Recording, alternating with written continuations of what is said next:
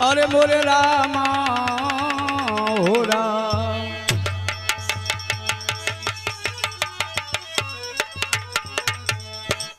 ये शरीर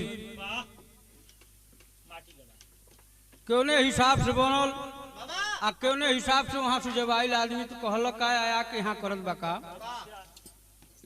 एक लाइन कवि जी लिखल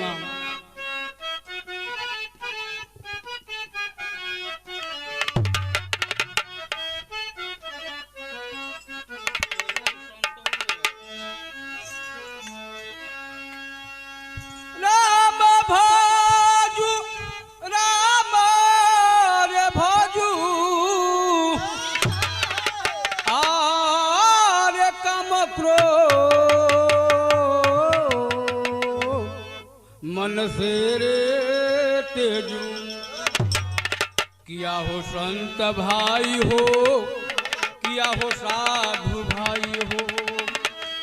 ओ हीरे पिजड़ावा बड़ा निकला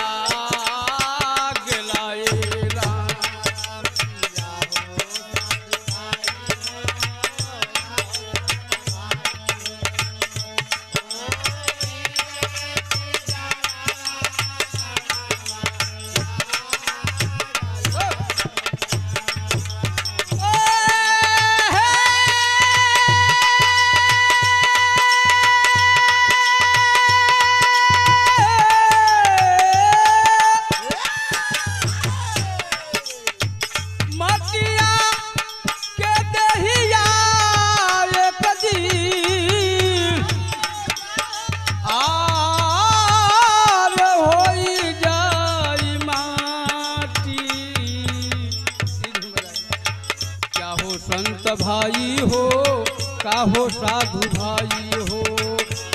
ओही रे पिजड़ावा बड़ा निकला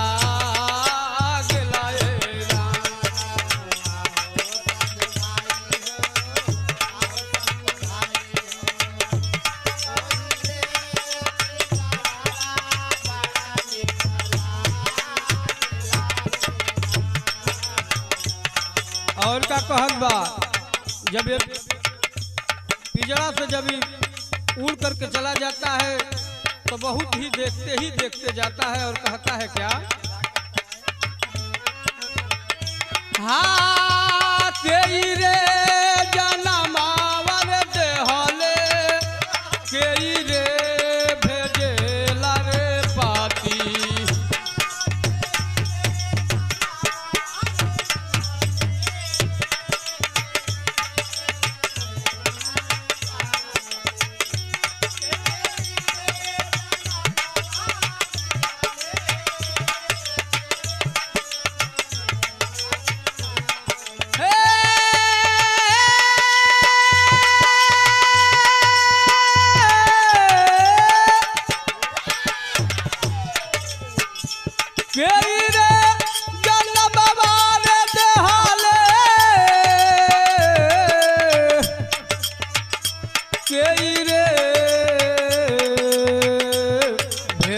रे पाती किया हो संत भाई हो आहो साधु भाई हो।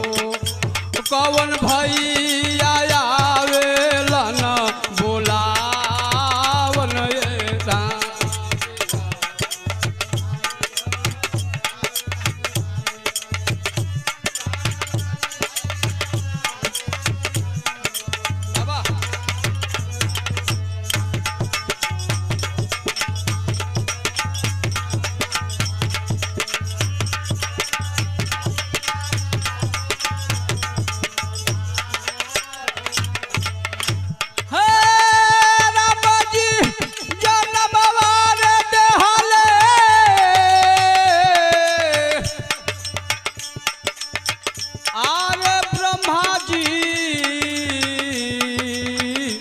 भेजल रे पाती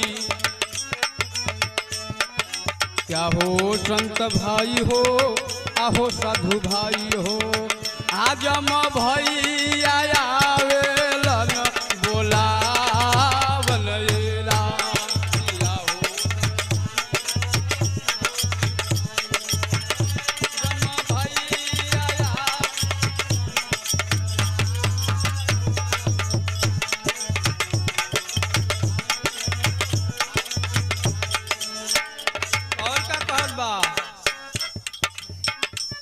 सुगना निकाल रे जई है पिजड़ा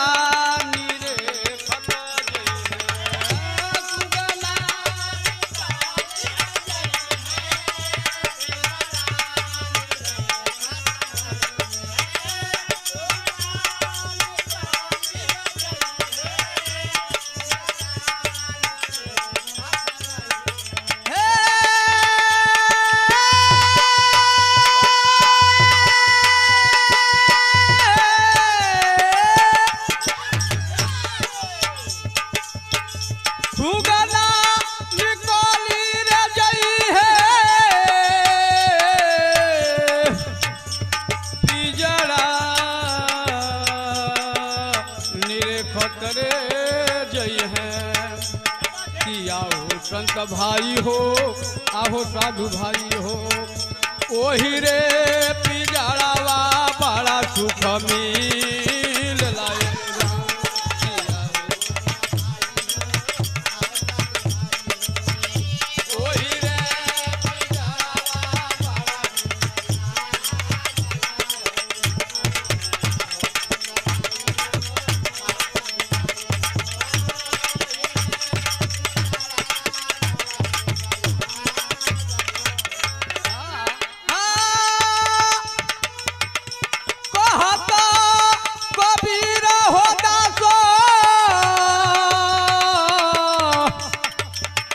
राम बोली लिखनी रघुना बाहू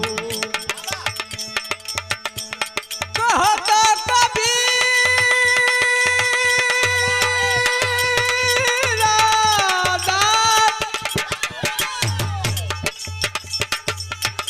कहता कबीरा होता राम बोली लिखनी रघुनाम हो किया हो संत भाई हो काहो साधु भाई हो अरे गाई गाई गुडू देला समझा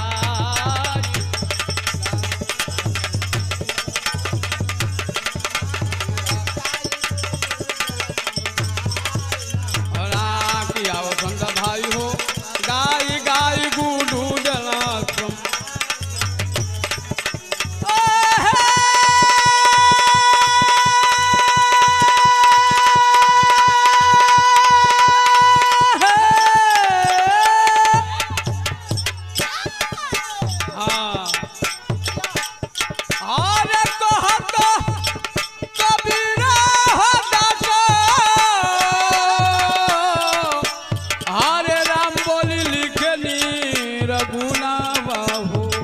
किया हो साधु भाई हो किया हो साधु भाई हो और गाई गाई गुडू देला समा